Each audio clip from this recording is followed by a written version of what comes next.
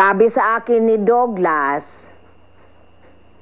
nagkausap na raw kayo ni Sir Carlos?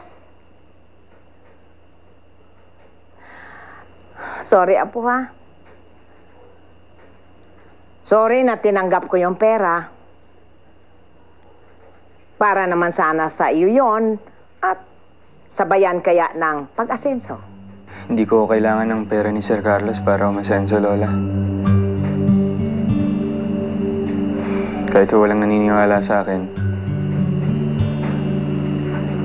patutunayan ko sa kanilang lahat na kaya kong gawin yung mag-isa.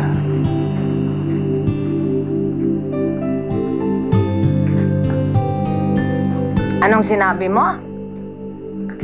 Walang naniniwala sa'yo? Mayroon. Ako yon. Hindi ba? Palagi kong sinasabi sa iyo yan noon na nasa tao ang gawa, nasa Diyos ang awa.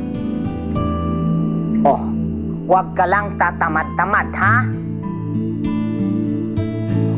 Tandang-tanda mo pa ba yon? Apo ko. Musta? Kasundo na pala kayo. O, di okay lang yon. Ate, anong nangyari? Ba't ka umiiyak? Napaka-inutil ko, Yoli. Lahat na ginawa ko, lahat na binigay ko. Pero hanggang ngayon, hindi ko pa rin maisahan si Leila.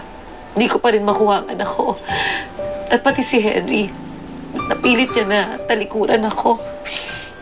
Ate, baka kailangan mo na talagang sumuko.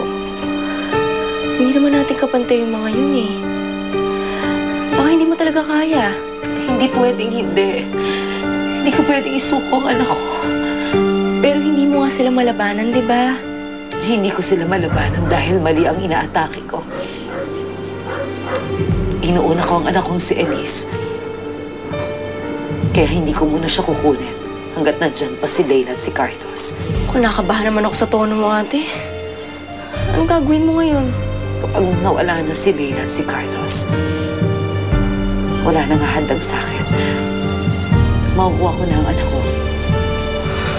Kaya sila ang uunahin ko. Si Carlos at si Leila ang una kong sisingin.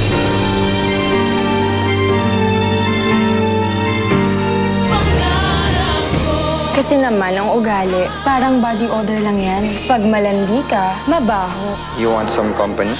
No thanks. Wala na akong gana kumain. Tingin mo kay Douglas, may pag-asa pa bang makabasa siya matulad ko? Nakasenso ba ako kahit may dyslexia ako? Ang galing mo. Nasabi mo na yun. Sa nakita kong sipag at sa tapang na pinakita mo ito nakaraang araw, naniniwala na ako. Makakarating ka kahit saan mo gusto. Ang babae ay babae. Ang negosyo ay negosyo, Carlos. Gusto rin talaga makipag-usap kapag pera lang nagsasalita. Mayor, thank you. Nice doing business with you again. Ang problema mo ngayon si Ellen dahil hindi gumana yung unang pakikipag-usap mo kay Mayor. Kung gusto nila ng laban, bibigyan ko sila ng laban. Kung naidispatcha ko yung Ellen dati, magagawa ko ulit ngayon. Sino pong Ellen yung pinag-uusapan niyo?